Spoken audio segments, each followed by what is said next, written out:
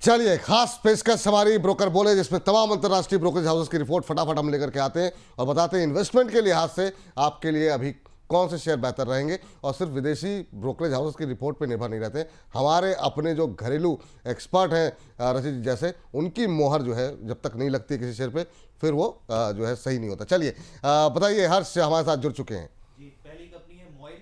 मॉइल की हम लोग बात कर लेते हैं। यहाँ पर रिपोर्ट जो है एंटीक की आई है, खरीदारी की सलाह दी है, 434 रुपए के लक्ष्य दिए हैं यहाँ पर। इससे पहले जो उनका लक्ष्य था 385 रुपए के। चल एक सेकंड शायद आपकी आवाज़ अभी तक नहीं पहुंच पा रही है, एक बार इसको पहले ज़रा देख लिया कीजिए, ज़रा एक बार कोशिश करते हैं ज़रा कि यहाँ पर जो है बातचीत करने की कोशिश करते हैं। तो यहाँ पर एंटीक की रिपोर्ट सामने आई है MOIL को लेकर के, और यहाँ पर 434 आप स्क्रीन पे देख रहे हैं कि यहाँ पर 434 के टारगेट जो है वो निकल करके आते हुए दिखाई दे रहे हैं। तो एंटीक की मानना ये है। हर्ष, अब आप की आवाज़ शायद जा रही है, जी बताइए। मॉइल की रिपोर्ट आई है यहाँ पर, और देखिए एंटीक की यहाँ पर जो है बेसिकली ब्रोकरेज जो है वो एंटीक है। खरीदारी की सलाह दी है, 434 रुपये का लक्ष्य दिए। इससे पहले इनका जो लक्ष्य था 385 का था, यानी कि लक्ष्य बढ़ा दिया गया। अब इनका कहना क्या है, देखिए इनका सबसे पहले ये कहना है अप्रैल मई 2025 में जो कंपनी का प्रोडक्शन है वो रिकॉर्ड प्रोडक्शन रहा है यहाँ पर। इसके साथ ही वित्त वर्ष 2026 के लिए जो गाइडेंस है ऑन ट्रैक है कंपनी का। आने वाले क्वार्टर में भी जो प्रोडक्शन को लेकर आउटलुक है वो काफ़ी पॉजिटिव दिख रहा है इनको। स्टील को लेकर डिमांड लगातार जारी है यहाँ पर, और कंपनी जो है वो एग्रेसिव एक्सप्लोरेशन पर काम कर रही है। और साथ ही इनका एक और पॉजिटिव पॉइंट इन्होंने यहाँ पे गिनवाया कि ग्लोबल हाई ग्रेड के जो ओर्स होते हैं उनके प्राइस भी नीचे, जिससे कंपनी का मार्जिन और बेहतर होता दिखेगा। कैपेक्स में बढ़ोतरी हो रही है और वॉल्यूम भी बढ़ता हुआ दिख रहा है। ठीक। सर, MOIL आज काफ़ी सारी क्वेरीज भी थी MOIL को लेकर के, तो उस पर आपकी टिप्पणी क्या रहेगी? गेल नीचे चल रहा है, गेल हटा दीजिए, MOIL पे बात हो रही है, आपकी टिप्पणी सर। सर MOIL पे जो हर्ष रिपोर्ट लेकर आए हैं, मैं बिल्कुल अग्री कर रहा हूं। जिस तरीके से पोजीशन है, डेफिनेटली अब आपको ये एक अप ट्रेंड में ही दिखेगा, एक बुलिश मूवमेंट ये करता हुआ दिखेगा, और बहुत कंफर्टेबली आपको 448 रुपए के भाव देखने को मिल सकते हैं। 448 के ऊपर सस्टेन करता है तो सर एक और अपन इसमें एडिशन कर देते हैं। मीडियम टर्म के लिए अगर आप पोजीशन लेके चलते हैं तो आपको 540 तक के भी भाव देखने को मिल सकते हैं। ठीक, अगली कंपनी हर्ष। अगली कंपनी है कोल इंडिया की, हम लोग बात कर लेते हैं। नुवामा की यहाँ पर रिपोर्ट आई है और उन्होंने जो रिड्यूस का यहाँ पर देखिए कॉल दिया है, और 367 के टारगेट दिए, नीचे के टारगेट्स इन्होंने दिए हैं। अब इनका सबसे पहले ये कहना है कि कंपनी में साफ तौर पे अर्निंग को लेकर प्रेशर दिख रहा है और आगे भी जारी रह सकता है। दूसरी चीज़ उन्होंने कहा कि इसके पीछे की बड़ी वजह जो है लैक ऑफ वॉल्यूम है। पावर डिमांड जो है वहाँ पर धीमापन देखने को मिला है, जिसके चलते कंपनी धीरे धीरे करके मार्केट शेयर जो है वो अपना गंवा रही है। ई ऑक्शन प्राइस की बात की जाए तो वहाँ पर भी गिरावट देखने को मिल रही है, जिससे प्रॉफिट पर असर आ रहा है। साथ ही इनका कहना है कि वित्त वर्ष 2025 से लेकर 27 तक अगर कंपनी का जो कोल उत्पादन है 2 से 3% के सालाना आधार पर बढ़ता है तो फिर ये टेंशन वाली बात है। इसके साथ ही उनका कहना है कि कंपनी एकमात्र अगर जो पॉजिटिव चीज़ दिख रही है वो दिख रही है डिविडेंड यील्ड। साफ तौर पे कंपनी जो डिविडेंड बांटती है और निवेशकों को फायदा होता है, बाकी तमाम पैरामीटर्स में इनको नेगेटिव स्थिति दिख रही है यहाँ पर। ठीक, चलिए, तो ये बात कोल इंडिया पे। सर, नीचे के टारगेट दिए जा रहे हैं, आप नुवामा से सहमत हैं? खासतौर से तब जबकि इनकी एक सब्सिडरी कंपनी का IPO भी आने वाला है।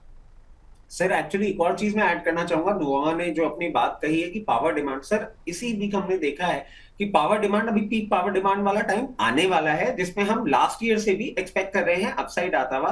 तो सर कहीं ना कहीं वो भी एक डेटरेंट बन रहा है इस पर्टिकुलर रिपोर्ट के लिए। और जिस तरीके से मैं भी कोल को देख रहा हूँ, आप बिल्कुल सही बोल रहे हैं सर, वैल्यूएशन अनलॉक होता हुआ दिखेगा जैसे ही IPO आएगा।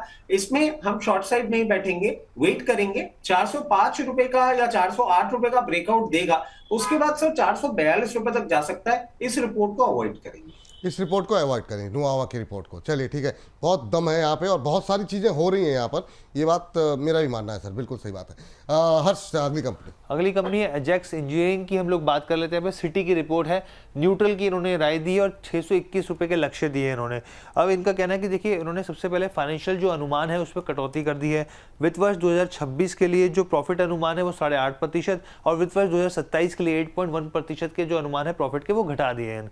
दूसरी चीज़ का कहना है कि कंपनी का जो मुख्य असर, जो इम्पैक्ट देखने को मिला है, सेल्फ लोडिंग कंक्रीट मिक्सचर जो है उससे कमाई जो है वो कंपनी की घट गई है यहाँ पर। चौथी तिमाही के जो नतीजे हैं, साथ ही मैनेजमेंट की जो गाइडेंस है उसको लेकर ये नेगेटिव मान रहे हैं और आने वाले दिनों में लागत भी बढ़ती हुई दिख सकती है। यहाँ पे वित्त वर्ष 2024 से 27 के बीच में कंपाउंड एनुअल ग्रोथ जो है वो 14% रहने की उम्मीद है, जबकि जो इनकी पीयर्स कंपनी है वो 16 से 17% की जो ग्रोथ है वो दिखा सकती है यहाँ पे। तो इस लिहाज से इन्होंने इसको थोड़ा नेगेटिव रखा है। चलिए ठीक है, अजेक्स पे आपकी टिप्पणी क्या रहेगी सर यहाँ पर? सर इस पे मैं बिल्कुल मानता हूं कि ये जो बात बोल रहे हैं सही है, और अभी आपको इसको फर्दर डाउनसाइड आता हुआ भी दिख सकता है। फॉर द टाइम बीइंग इसमें आप कोई पोजीशन ना बनाए। जिस तरीके से ये मूवमेंट कर रहा है, कहीं ना कहीं बेस फॉर्मेशन जो है वो आपको 540 रुपए के पास आता हुआ दिखेगा। फॉर द टाइम बीइंग दूरी बना के रखेंगे, ये रिपोर्ट सही लगे।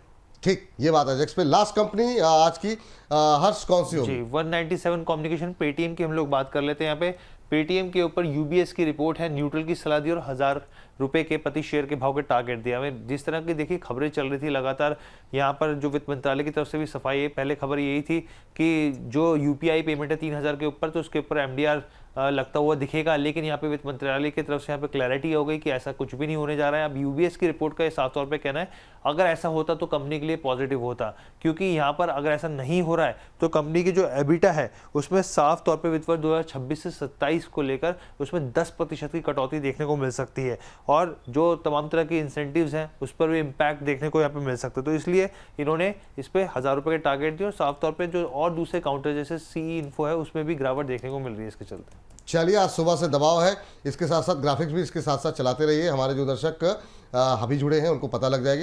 सर, ये खबर पे क्लैरिफिकेशन के बाद बड़ा दबाव देखने को मिल रहा है, आपकी टिप्पणी क्या रहेगी? सर देखिए, पहले भी हमने जो बात कही थी ना, 870 के आसपास आता आता आपको ये कहीं ना कहीं बॉटम बनाता हुआ दिख सकता है। ये ऑलरेडी फैक्टर्ड इन नहीं था, ये हम प्रोजेक्शन का पार्ट लेके चल रहे थे। बट सर, जिस तरीके की यूपीआई ट्रांजैक्शन हो रहे हैं और जो इनके प्रीसीडिंग रिजल्ट रहे हैं उस पर ये मूवमेंट है, और इस डाउनग्रेड में भी आप 1000 रुपए का टारगेट तो लेके चल ही रहे हैं बहुत कंफर्टेबली। सर अच्छा है, 870 तक कहीं ना कहीं इसको सपोर्ट मिल जाएगा। एक एक्सट्रीम सिचुएशन में 1000 रुपए का टारगेट बहुत कंफर्टेबल है। रिपोर्ट नेगेटिव है मगर टारगेट्स सही डायरेक्शन पे हैं, तो टारगेट्स के लिए चला जाऊंगा, रिपोर्ट के लिए नहीं जाऊंगा। ठीक, चलिए, तो ये बात निकल के आती हुई। इसी के साथ हमारे विशेष सेगमेंट में फिलहाल के लिए इतना ही। हर्ष, बहुत बहुत शुक्रिया आपका।